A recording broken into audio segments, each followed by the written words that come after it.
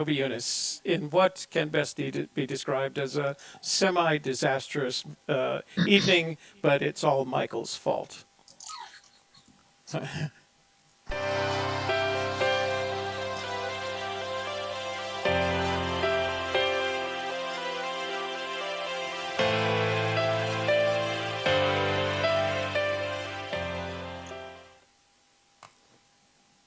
Aha. Okay. Can you guys hear me? Can my panel hear me? Absolutely. Yeah, we Okay. can hear you. So Yes. we've had literally an exciting entire day getting everything, trying to get, I should say, everything connected so we could not only have this conversation, but so that could incorporate the 1-800 number so that you could call in with your questions. We discovered something today that I hadn't known prior to this time, and that is using the combination of tools that we're using, Zoom.us, open broadcasting software, the YouTube streaming capability, and the Xenix QX1202 mixer. We have options. One of the options happens to be this one. That is the option where I can hear the panel, they can hear me, you can hear us, but we can't use the 1-800 number. We're actually going to test this. Another option is where the panel can hear the 1-800 number, but I can't hear the 1-800 number or the panel. Another option is I can hear the 1-800 number, but the panel can't hear me or the 1-800 number. So, and we didn't get that result today. So and that's why we're late, because we were working on it right up until the bitter end before we realized we just have to go on the air and have a panel. So we hope that you will be patient with us. For the moment until we get this all worked out. In the meantime, what I'd like to do is have my panel members introduce themselves, starting with my good friend from Tokyo, if you are in Tokyo, Michael Hu. Michael, tell them all about you. I'm Michael Hu. Yes, I am in Tokyo. You can contact me at meh.at.tyo@gmail.com. And it's morning here for people who want to know. What time in the morning? So I always know it's 7 o'clock my time. What time it is you in the morning? When you're on daylight savings time, it's 10 a.m. All right. Oh, nice. Well, that's a good time for you. It is. Yeah, out of classes. So, and then right down below me is Mr. Sean Martinez. Tell us about you, Sean. Sean Martinez from New Mexico. You can find me on YouTube at Figuring Out Forest, also on Facebook at Figuring Out Forest Fen. And if you want to contact me, figuringoutforest at gmail.com. So apparently you've got this whole figuring out forest going on, huh? Well, we're working on figuring them out. Yeah. That's my angle. Right. No, that's a good angle, because that's, I think if you get forest figured out, you've got a lot going for you. And last but not least, the always beautiful, always charming, always friendly and loving Shelley Carney. Yeah, you're just buttering me up because of the kind of day we've had.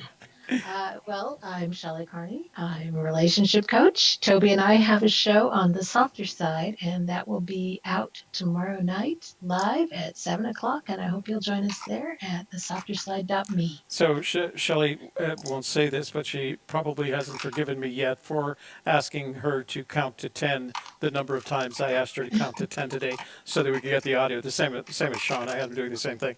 So it was just really funny because we tried everything, every possible, and I'm going to show you what I'm dealing with here. I'm going to see if I can pick it up. So this is the new monster, and that new monster didn't want to cooperate today. All the pieces work individually, but once I got onto Zoom so that I could have the panel, none of the pieces wanted to work together. So we're kind of stuck. And what I'm going to ask you to do as we get this session started, I'm going to ask you, someone in the audience eventually, to call the 1-800 number. I'm just curious at this point if I can actually hear anything. If I answer it and you can hear me, but I can't hear you, I'm not even sure how to fix that at this point. So we may not have an 800 number tonight. So, but I did want to talk about a variety of different things tonight. Mostly, I wanted to give the chat room the opportunity to ask some questions in chat that we didn't get answered last night or yesterday afternoon, because we were messing around with a 1-800 number, and we didn't get to the chat room. So for all those questions that didn't get answered last night, let Shelley know by starting with an ampersand AGK, ask the question, and I'll share the question with the chat, with the panel members so that they can get your answers. Like I said, I don't even know if I can commit to you that you can call into the 1-800 number tonight. So far, we know that you can call into the 1-800 number if it's just me without a panel.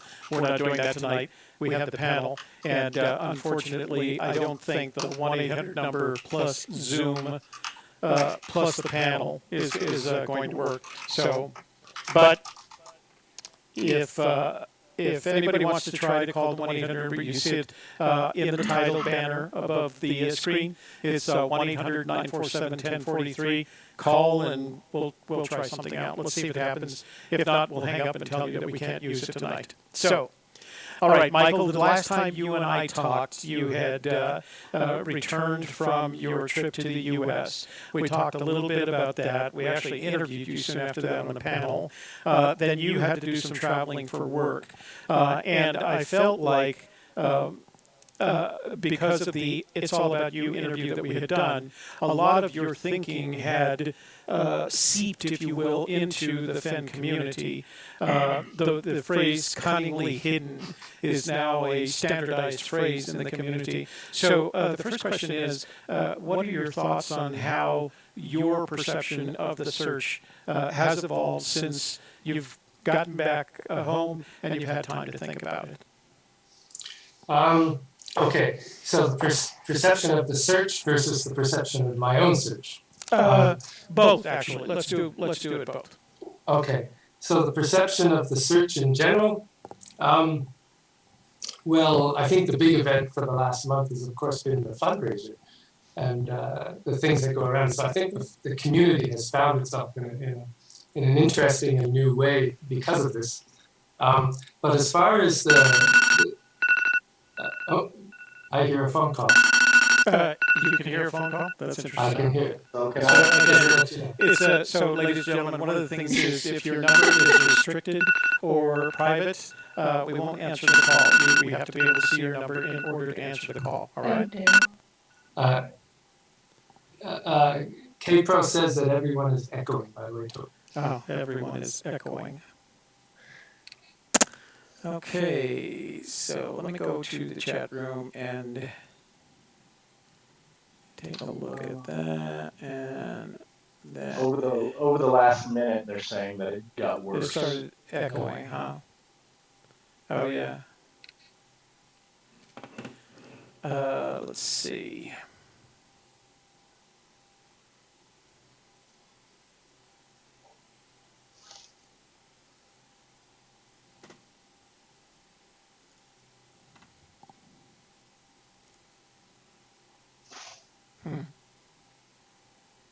Audio's doing big fat do from Tony's audio driver. Calazar says that it sounds better. He does, yes. Okay, let me pull this out so that doesn't have any echo associated with it.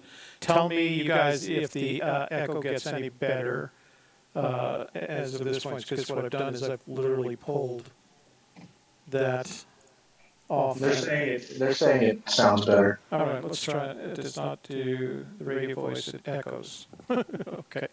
All right, so I'm sorry for interrupting you. Michael, let's continue with that part of the conversation. Yes, so I was saying that I think the theme of August has been community effort, which was quite an amazing thing. The thing that really shocked me was just how much value there seems to be to the Forest Fen memorabilia. You know, people's coins selling on eBay for so much, and people bidding enormous amounts for original drawings from the book. So at least, you know, you can argue as to how widespread the interest is in the Forest Fen treasure. You can't argue that the core at least is really committed to it. It seems to have. All right, so I've got a smart line number that you can hear ringing, right?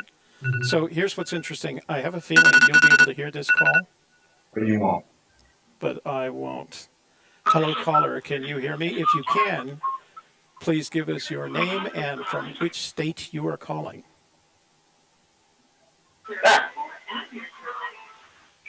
Hello, Toby. Is this voicemail? No, this is not a voicemail. You are on live. Yeah. Hello, Oh, this Toby. is It fun. says Now voicemail. I get to watch you guys Very host my green. call. All right, so one of you, all right, Sean, you're in charge of hosting this call. Talk to me. Welcome to a Gypsy's Kiss. See how So, fancy- so the question is, can the people in the chat room hear the other end of the call?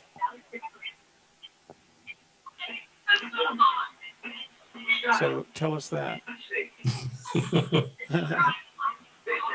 I'm Sharon Martinez, how are you? Mary Green here.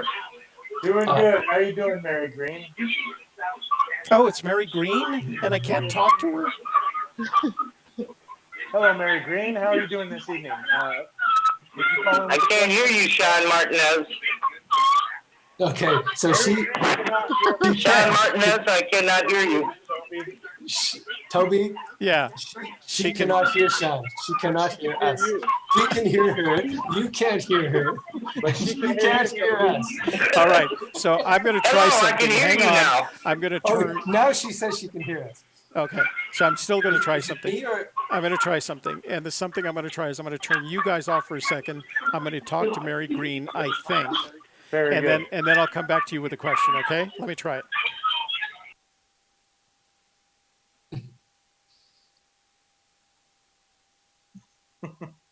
okay. What are we doing? I don't know. All right. So I have no idea which connection is where. So tell Mary Green that can you hear? You can hear Mary Green. Is that correct? We just hear garbly. Okay. All right. I'm going to hang up. So, all right. So the dial-in number with the panel. No working. Not working tonight. Yeah. Here's somebody else calling in. Okay, so I don't know what to do with these calls. I have no idea. All right, tell me if you. I Okay, could hear Mary Green, but Mary Green couldn't hear me. okay. So caller, I don't know if you can hear me. Talk to her, Sean. See if you can, or him or her. Ask them who they are and where they're from. Hello, caller. This is a Gypsy's Kiss. Your name and where you're from.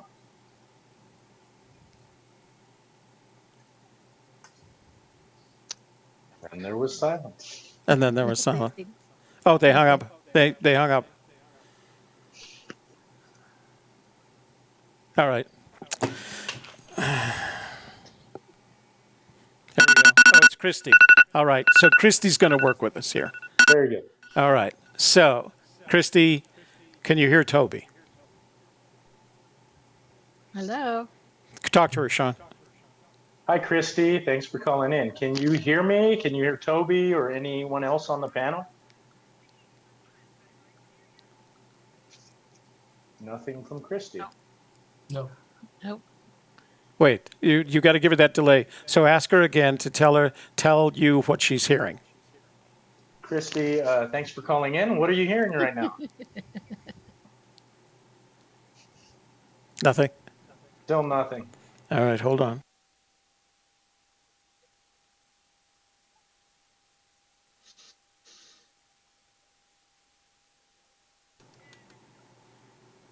Nothing. All right. All right. So, all right, guys, for those of you in the room, I'm going to turn off the, give me a second. I'm going to turn off the call-in number because it's obviously not working and I haven't gotten all figured out yet. So I don't want to frustrate you and I don't want to frustrate our panel members. So we'll just turn it off for the night. Oh, too late. What too late? What? Yeah, we're already frustrated. Oh, No, I'm entertained. Michael Z. are you entertained? I am entertained. All right. So, Where was I? Michael, you were telling us about your sense of where the state of the chase, based on what occurred with the raffle drawing for Jamie, and then you were going to tell us about where you're at in it. My own situation. Well, as I said last time, I'm on hiatus for a while, but I have still been thinking about things, and I have been thinking first and foremost about the changes that I've seen to my search area over 1 year, and extrapolating back 8 years to 2010, and thinking there's maybe not, there hasn't been enough attention paid in general, I think. So this is about both about my search and the state of the search as a whole. What exactly were the conditions like in 2010? So in the space of 1 year in New Mexico, in general, streams have dried up, okay? Places that were difficult to access because of running water are now easy to access. There's been, changes and debris, extra debris, things have fallen over in my search area, all within 1 year. And I imagine that any place that is close to cliffs, that's close to streams, riverbeds, whether dry or not, would experience significant changes just over year to year. So how much accumulated change has there been in people's search sites? And what were the specific conditions like in various areas in the 4 states in 2010? So, so I like that. I like the idea that one has to consider the differences, the environmental. Let's call them the environmental differences between where we are now, and where we were in 2010. And one of the challenges that's made of me is that I use the New Mexico Game and Fish regulations for the definition of warm waters, and then that points to it. And one of the criticisms of that is that, well, those regulations are always changing. What hasn't changed is what happened in 2010. So, Sean, let me ask you, what parts of your solution are dependent, or have a temporal dependency, like Michael described? There's an environmental dependency that's also temporal. In my case, it's the definition of warm waters. It has a temporal component to it. What of the clues are temporal in your solution? What could change over time?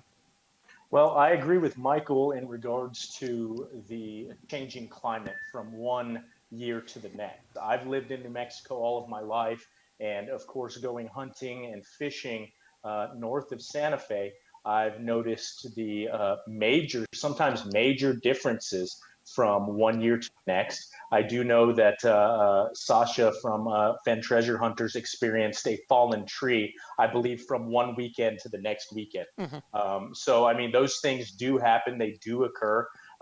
There are in one of my solution areas a access to that area at only certain times of the year, which is very interesting considering forest's emphasis on the search season or a certain time frame that individuals would be able to search. Of course, in New Mexico, we have a lot longer up north of Santa Fe than they do, in the northern states to search. However, the access, being able to gain access, whether storms move in, typhoons move in, the rain is very heavy and it's very difficult to navigate, or just restrictions on certain areas at certain times of the year can also prevent an individual from, should the chest be in that area or that location, be able to access that during certain months. So you, Sean, like we are searching in New Mexico, and we had conducted what we believe to be our last recon for the season. Sure. It was the end of August. We felt like we had done as much as we could have done in one summer without extending ourselves. But it looks to me like the search season in New Mexico is going to go on well through September, probably into through October and perhaps even to early November. What kind of plans do you have for taking advantage of that extended search season, at least here in New Mexico? And I Well, guess part of me is assuming you are searching New Mexico. You and I haven't, we have talked a little bit about that, but you're staying in New Mexico, I guess. yes, I am staying in New Mexico. I do have plans to hopefully do boots on the ground. If I have it my way, 4 to 5 more times this year, if I do not find the chest. Of course, statistically, there's a good possibility that I won't. However, I'm hoping to search as many times as I can before winter really sets in. And the only thing that's going to prevent me from continuing my search as often as possible is the inability to access the area in a safe manner. Yeah. So, Michael, again, the last time we talked, you hadn't made short-term plans for what you were going to do with the search. You've had time to think about it, time to discuss it with Helen, of course. So what kind of things are you planning over the winter and then into the next summer search season? Nothing. Nothing over the winter. Nothing for the next search season. I'm going to basically be taking more care of my situation here before looking at more opportunities to travel. So it's not at all, I'll be searching at all next year. And when you say your situation, it's not quite as bad as it could sound. You're just talking about arranging so that you and all the chaos of daily life. Yeah, and, yeah, you so that you and your beautiful wife are living actually in the same city, right? Which we are not right now. Yeah, So yeah. You're Tokyo, she's Singapore, is that right? That's right. Yeah, yeah. Well, I look forward to you getting back to into the research and having the conversations that we've had thus far with them. Let me go on to some more generic questions with each of you, and I'll start with you, Michael. Fenn said at the beginning of the year in that interview, that February 18th interview, or maybe he wrote it, Mysterious Writings, the February 4th questions, that he had a gut feeling that it was going to be found this summer. We're within 10 days of the end of summer. I don't see any indications that somehow or the other somebody's going to come up with a surprise announcement, although it's perfectly plausible that it would happen between then. How do you feel about what Fenn said in the context of all the gut comments he had made, gut-related comments he had made? So anyone who shares the details of their solution with Forrest Fenn has a raffle ticket for the gut feeling comment. And I have a raffle ticket for that gut feeling comment, as well as many others of you. So I think of these comments only in terms of how they affect my own solution. I don't worry about how they may affect other people's solutions. There is one thing that I did notice on the Hint of Riches forum, is that people are trying to analyze the most recent comment made by Sean Dodson about the question that he sent to Forrest Fenn, 12-foot thing. And to me, that type of analysis is something that I'm not quite comfortable with. I do not like the idea, personally, of trying to out who the lead searcher might happen to be. People should consider this with respect to their own solves. People shouldn't be trying to find a way to stop or block other searchers from doing what they're doing, is my feeling. And Sean, how would one even determine who, quote, the lead searcher, unquote, is? Well, there's a few ways to go about it. He has made reference to a searcher being within 200 feet of the chest. Were you able to identify that individual and their search areas? If their search areas consisted of a few searches opposed to 100 or 200, because if one of these 200 trip searchers had been the 200-foot searcher, and within 200 feet of the chest, it would be very difficult for even themselves to know which trip it was. However, if it was a person who went on, well, 1 to 4, 3, or a few trips, it would be a lot easier to identify for themselves where they had gone and where possibly they were close to the chest. I have honed in on a couple of individuals that I personally believe were the 200-foot searcher. I'm investigating that, looking into that. From my background, that could be considered a lead, a witness to the location. There have been a few that have been closed. Those are few individuals who have been within the crime scene area or the area question that we're all looking for, we're all searching for. They would have information, even if it was unknowingly to themselves, as to where that location is. It could have been a person who went searching once. It could have been a person who went searching 3 times and gave up. But it's interesting because Forrest does know that. He knows, I believe he knows who it is and how many times they've searched. That's why I'm trying to figure out Forrest. That's another area that I'm looking into, is trying to figure him out and his angle. I really liked his comment on his gut feeling earlier this year in regards to it being found this summer. I believe that had something to do specifically with Forrest Fenn personally, and something that the time frame would have elapsed prior to the end of summer or by the end of summer. And it's interesting because I've located something in regards to that in one of my solution locations, what I believe is why he had that gut feeling. And I've been there a couple times trying to locate the chest.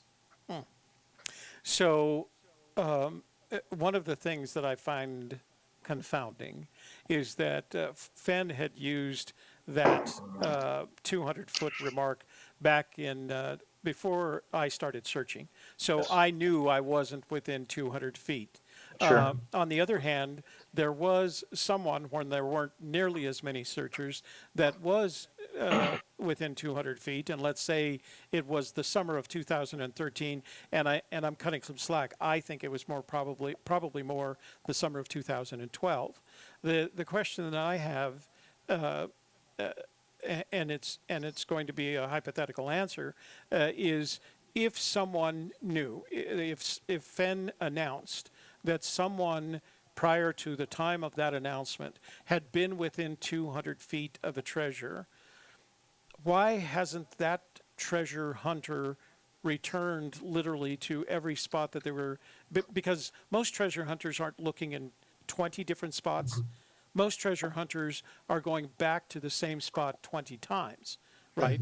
There are some that are going bouncy, K-Pro, but for the most part, the majority of searchers are looking in the same spot. But the confounding part of this question, Michael, is why didn't that treasure hunter, after being given literally that kind of hint, go back? Well, why wouldn't a treasure hunter go back to the same spot? Are you talking about after being told in public mode that someone had been within 200 feet of the treasure? Well, some of them probably have been back. They just are not telling us. And there are others who, like, imagine, just for the sake of argument, imagine that the treasure was in New Mexico. You can apply this argument to different states and different people as well. Yeah. But Cynthia Meacham has moved to a different state because she says she has investigated all of New Mexico. Wouldn't that make her a very likely 200-foot searcher for New Mexico? Yeah. And yet, in her experience, if somebody covers the same sort of ground that somebody like Cynthia did, it stands to reason that type of search would bring her within 200 feet. And Michael, I've asked Cynthia personally. I believe when she was on this panel previously, she believed that she was the 200-foot searcher, and she told me that she doesn't believe that she was. I don't recall whether it was when she started searching, Right. and if it had been announced prior to. But I was leaning towards Cynthia, considering how many times she searched in New Mexico. So it's very interesting to think that it was possibly her. Now that announcement was made early on in the search when, in my opinion, a majority of the search area consisted of the mountains north of Santa Fe and or in New Mexico. Mhm. So that's another hint for me that New Mexico is Absolutely. in an ideal location. Absolutely. So I think you're right about her comment. I think I've heard Cynthia say that she didn't think of herself as the 200-footer simply because when he announced it or when he said it or had it written, I think it originally appeared on Mysterious Writings, that Cynthia was not yet searching. So Sean, let me go back to you. Based on that and kind of the analysis that you just did now, in your opinion, which is more likely, the searcher that spends their time going from one location to another and does that 50 times, or the searcher that picks one location and returns to that location every time? Well, Which of those searchers is most likely to find the treasure? in my opinion, it would be based on your solution and how confident you are in that solution, or a small number of solutions, opposed to I'm going to go try dozens of different places and try and find this chest there. From an investigative perspective, if I'm looking for a piece of evidence and I have a really good idea that it is in this area, I'm not going to go there once or even twice. I'm going to go there many times in an attempt to utilize different searching techniques, whether it be a grid search or a spiral search or a group search combing the area in order to find this piece of evidence. So it's more reasonable to me that going to a smaller number of search areas and keeping your search contained in that, you're going to be more successful. For example, I have less than half a dozen areas that I go to search. These are different solutions I've come up with, and they're based on different where warm waters halt. I'm not just putting all my eggs into one basket, even though I really like this one basket and like putting my eggs there, and I really think that it could be in this location. I'm not discluding the other, and I'm also searching that area as well. So I'm more of the view where I will maintain a small number of search areas in New Mexico and make multiple journeys to that one location or the other location and utilize different search techniques in order to find it. Of course, following the clues consecutively to the chest, which is another interesting topic for me, considering he took the most direct route when placing the chest. I'm going to come back to that. I want to ask a follow-on question before, Michael, I ask you that same question about hypothetically speaking, who's going to have a higher probability of finding the chest. But I know Shelley has a bunch of questions that we need to get out of the chat room. So Shelley, let's do all the questions into the panel that you've collected thus far. Okay. Let's see. Let's start with Michael Ringler wants to know if Forrest states that the blaze could be taken, although with difficulty, and also states that the treasure may not be found for 1,000 years, what does this say about what the blaze is? Let me take a shot at that first, and then you guys can correct me. Forrest didn't actually say that the blaze could be taken. I think he was asked if it could be removed, and he said the response was more like it could be, but it would be impractical. So I think what he was implying is that if you look at the blaze as something, and we talked about this yesterday, something geologic and a big geologic thing, the likelihood of someone or something removing that blaze is what Fenn referred to as impractical. The use of the word impractical to me implied that it's not going to disappear anytime soon without some massive direct action by either a human or a force of nature, in the force of nature being an earthquake or something, which he's mentioned in the past. So I don't feel like describing what Forrest said as, he said it could be moved. I don't feel like that's what he was saying. He said, sure, you could do it, but it would be impractical. So I think that's a very different thing. Michael, do you have a comment on that? Yeah, I agree with regards to the blaze when it comes to finding the treasure after 1,000 years. The poem, the book, totally, utterly irrelevant. Yeah. That's not the poem, and the search and the book and that riddle is not designed to last more than a generation or two. I agree. When he talks about people find things in 1,000 years or 10,000 years, he's referring to the archaeological process of discovery that he himself has gone through for the things that he has collected, and nothing more than that. Yeah, and that's a point. I'm actually writing a blog post, and we're going to cover this next Tuesday. And the title of next Tuesday's program is "How to Find Forrest Fenn's Treasure in 1,000 Years." And the reality is, it's the same strategy whether you're looking at 1,000 years from the time he hid the treasure, 100 years from the time he hid the treasure, or 10 years from the time he hid the treasure. And in this story, I talk about a treasure that was hidden in the 1st century BC by the Roman 9th Legion, the Legio Nona Hispania, and it was hidden on a lake that was exactly on the border between Gallia and Italia.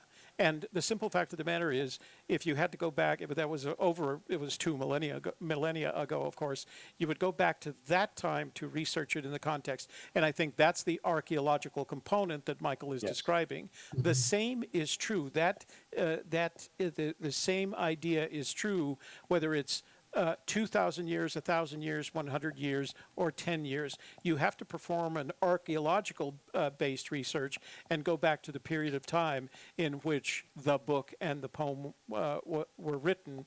You don't go back.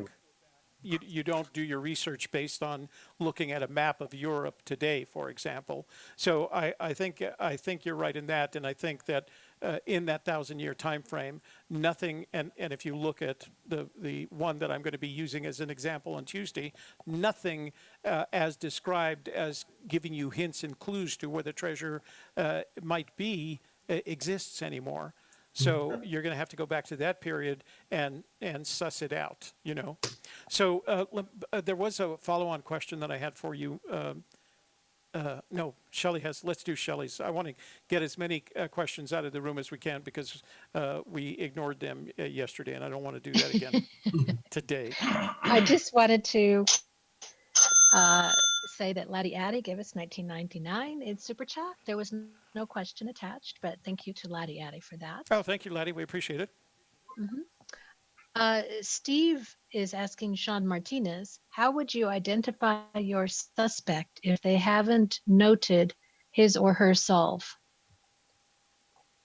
How would I identify? Well, Forrest Fenn is my suspect at this point. Now, if they're referring to the 200-foot searcher and trying to identify that individual, well, then all you would have to do is look into the individuals who were searching in New Mexico, because that's where I believe it's at, prior to Fenn making that comment, and then find out when he believes that searcher was in that area. So the number's a lot smaller than a lot of people think than it is today. There's a lot more people searching in New Mexico today than there were in 2012.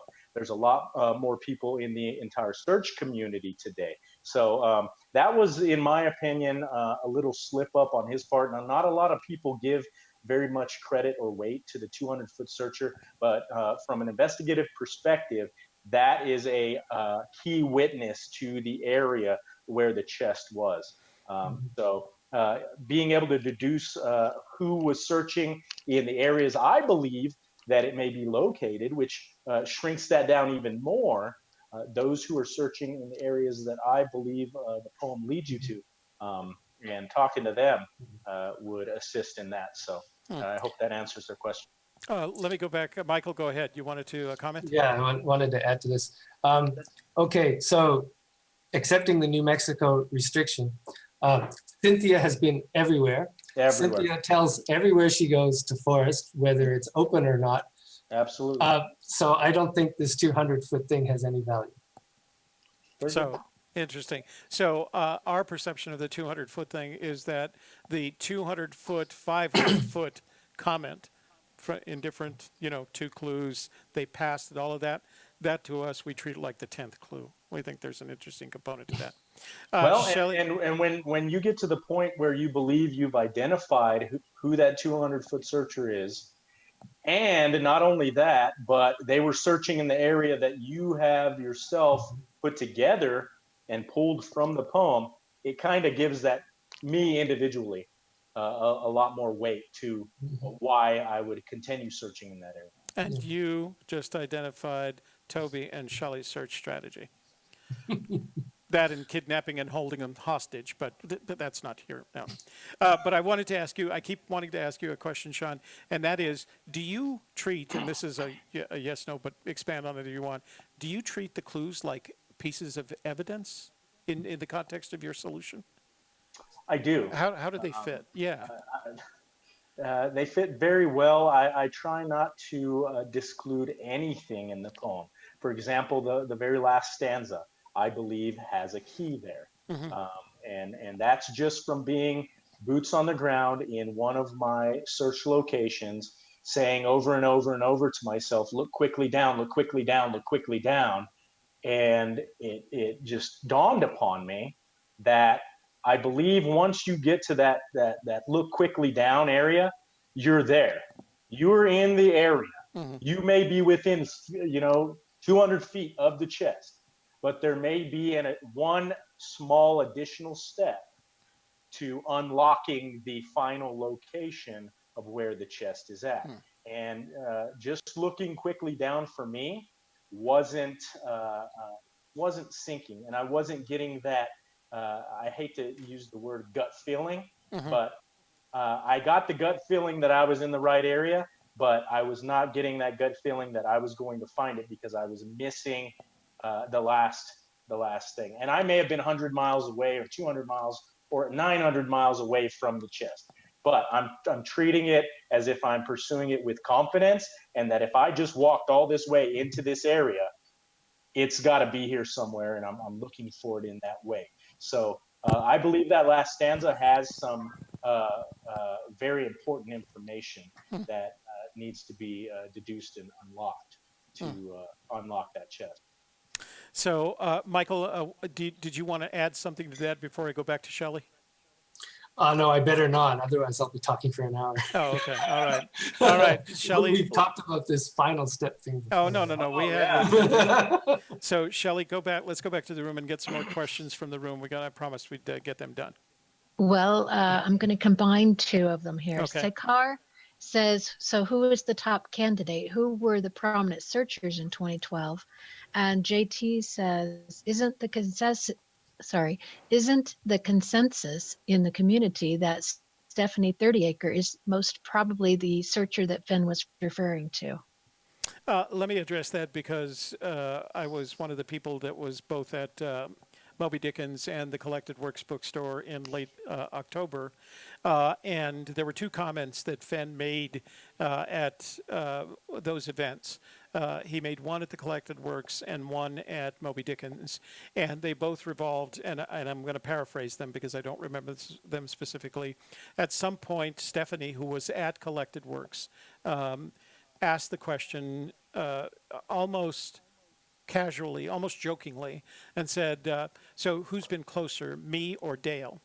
And Fenn didn't hear her.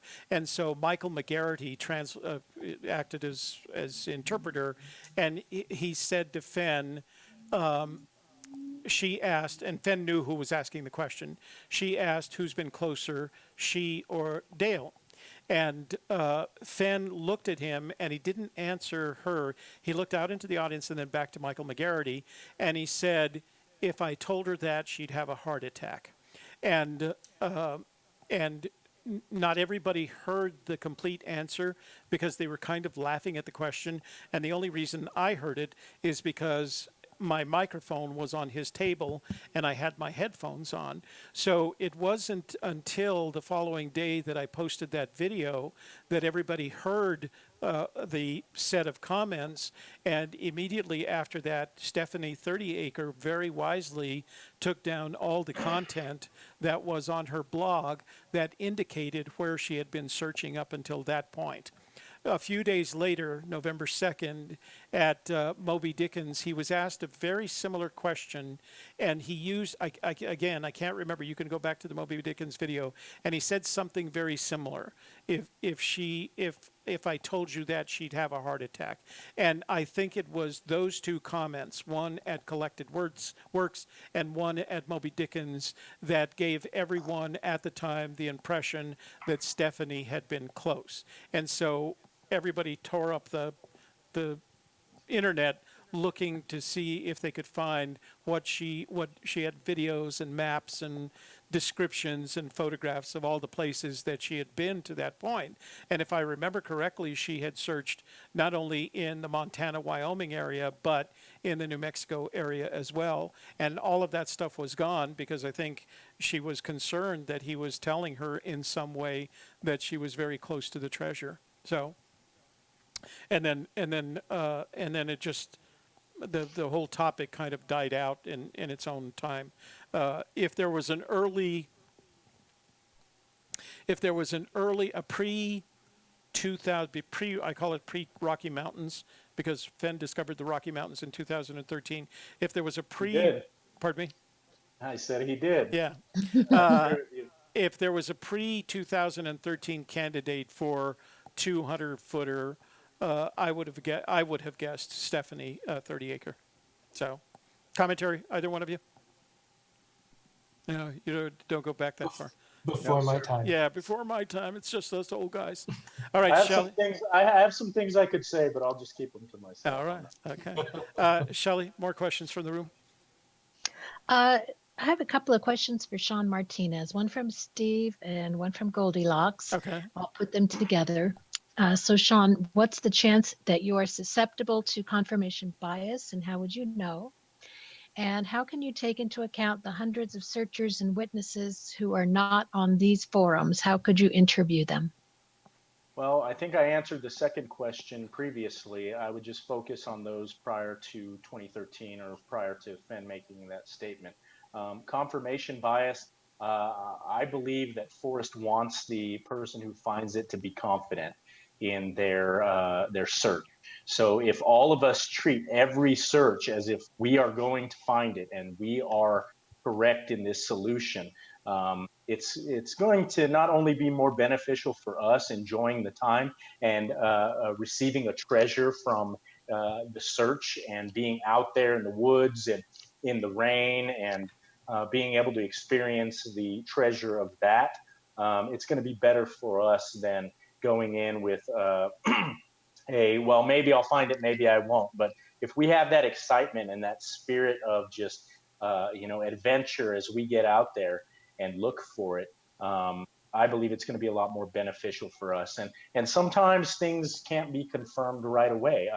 I've followed a trail of a suspect just in my own mind and believe that I followed him precisely to where I believe he had gone, the trail he had left. I had nothing but my own intuition and training and experience and instincts to lead me to that conclusion. However, it wasn't until I interviewed him months later that I was able to confirm that I had been right in that. I didn't know. I thought I was, but whenever I talked to him and he confirmed it later, I was able to find out, yes, I was going in the right direction. So all of us are going to go in the wrong direction, possibly at some times, but have fun with it. I want to be confident every time that I go out. Comments, Michael? Yeah, I would say confirmation bias is very necessary. If you have no bias at all, you have nothing to lead you anywhere. You have to have some, but you have to constantly be questioning it, evaluating, comparing, and at some points, sometimes you need to abandon it. Abandon it. Yeah. Yeah. Has to be evolving continuously. Yeah, Right. evolving. continual assessment and reassessment. So I don't know, did I get to ask you the question, Michael, about the probability of whether it is more likely that a searcher looking in dozens of different places, let me rephrase the question. Is it more likely that a searcher looking in dozens of different places is more or less likely to find the treasure than the searcher that returns to the same location? I would say that there's a number of reasons why it would be a searcher who returns to the same location. Right now, with 8 years past, it doesn't seem to be findable by accident. And that tips things very heavily towards people who really analyze the solution, know what they're doing before they leave their home, have very strong reasons for going to a certain spot. Then at that spot, finding something which strongly connects to the book, as well as the poem, the various hints. They need to find themselves in a place where all the strangeness in the book starts to make sense. Mm-hmm. Yeah. I mean, all. There's a lot of strangeness in there that seems mysterious and which Fenn cares enough about to write, and that needs to start making sense. And when it does, I also think if you put this together with what Sean was saying before about that last step, I think that last step is going to be extremely difficult to take and will require time. All these things together means that people whose strategy is to spend a bit of time and cover a lot of ground are, I think, in my personal opinion, putting themselves at a disadvantage. Shelley, one last round of questions from the chat room before we wrap it up for the evening. Okay, I've got one last question from Dale Richards. It's sort of a fun one. What do you think is more important, knowing where warm waters halt or being within 200 feet? Michael? Knowing where warm waters halt or being within 200 feet. Being within 200 feet with no knowledge of it, it's useless. Yeah. So therefore, where warm waters halt by default. My vote would be if you can precisely identify with precision, geographic precision, where warm waters halt, you are far better off than having passed within 200 feet of the treasure and not having known it. Sean? I believe knowing where warm waters halt is more important. However, if there is the potential and the possibility that you can identify where warm waters halt and who had been within 200 feet, that can assist the searcher in identifying whether their solution location is ideal and the right spot. So, of course, from my perspective, I'm not just going to go after one. I'm going to go after both. Very nice. Very smart. All right, Shelley, any more questions from the room before we go? That's it for questions. All right, good. Michael, did you want to say your good night? Okay, well, good afternoon. All right. From here, good night to you all. Anyway, if anyone wants to contact me with any follow-up questions, you can reach me at meh.at.tyo@gmail.com. Great. And what are your travel plans in the near future? Of course, we'd like to have you back as often as possible. So this month is fine. Next month, I will be going to 2 conferences. all right. Well, we'll be in touch. All right, we'll be in touch. Sean? Sean Martinez, Figuring Out Forest on YouTube. I will be putting out another video within the next few days, possibly even tomorrow, on one of my past boots on the ground. Now, this will go in depth into, you'll be able to walk with me into the different areas of the search. It's not my last boots on the ground, but it's one of the ones I've had this year. I did want to go boots on the ground after the event on the 6th. However, I had a small emergency, had to bring me back home, so I was not able to go put boots on the ground there. So I am planning on making that trip up here in the near future. So if you would like to contact me, we have our Facebook group, Figuring Out Forest Fenn, on Facebook. You can go on there and we'll add you to that. And that's just us putting out content and different information every day or throughout the weeks. Also, figuringoutforest@gmail.com if you'd like to send me any questions or comments. We love getting them. Great. Thank you. Shelley Carney. Okay, so tomorrow, Toby and I will be doing book club, and we're on chapter 22, Flywater. So make sure you're there at 1 o'clock. Best And chapter tomorrow, ever. yeah, and tomorrow evening at 7 p.m. Mountain Time, we're going to be doing the softer side after dark, and our topic is commitment. Why do I always get why do they have to be snakes? Why did it have to be snakes? So a couple of things. Number one, I feel really guilty about not keeping the promises that I make about making this whole phone thing work this week. So I'm gonna. So I I usually go play poker on Friday nights, but I think this Friday night, what I'd like to do is I'm going to hold an open line call-in show from 7 p.m. to 9 p.m.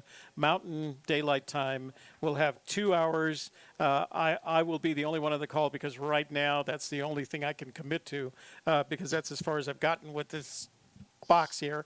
But to make up for all the stuff that I've missed promises on this week. 7 to 9.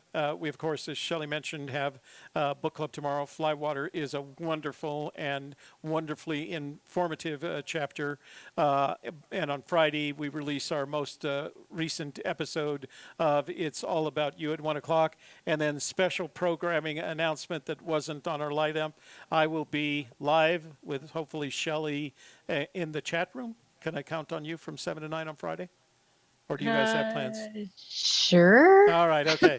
First So time hearing. Shelley, and of course anybody else who wants to be on in the chat room, and we'll just do open call night and get this whole phone thing worked out for everybody, and then in the meantime, I'll keep working diligently to see if I can get it to work on the panel sessions because I really want to do that. We've got some new programming coming up for you, not starting next week, but probably the week after that. In addition to that, Shelley and I are thinking about and in conversations with another searcher about taking a visit up to the Cody area at the end of September. So if any of you guys are going to be in that area the last weekend of September, let us know, and we'll see if we can get together for some stuff. What else? What am I missing? I think that's it. Did you have All About You this week? Did you talk about that? It's All About You. Yeah, 1 o'clock. We recorded that today, and it'll show up on video at 1 p.m. on Friday, as usual. Number 11, the one that I missed last week. So I think that's it for now. Thank you guys for being in the chat room. Thank you for your patience in dealing with the technical glitches that we're dealing with. But I promise you, I am persistent at these matters, and I will get this resolved and fixed no matter how much time and or money it costs, because I want it to happen. I will it to happen. This means war, Mitchells. So, okay. So I don't even know if I have an outro lined up. Okay. I do have an outro lined up. So good night, Michael. It was wonderful to see you again. Our love and best wishes to your beautiful wife, Helena. Shelley Carney, I will see you tomorrow for our show. And Sean, I always look forward to our conversations. And if I call you 10 times this weekend to count to 10, I would really appreciate it. Absolutely, you bet. Count on me anytime. All right, guys, have a great night. It's been fun. Good night.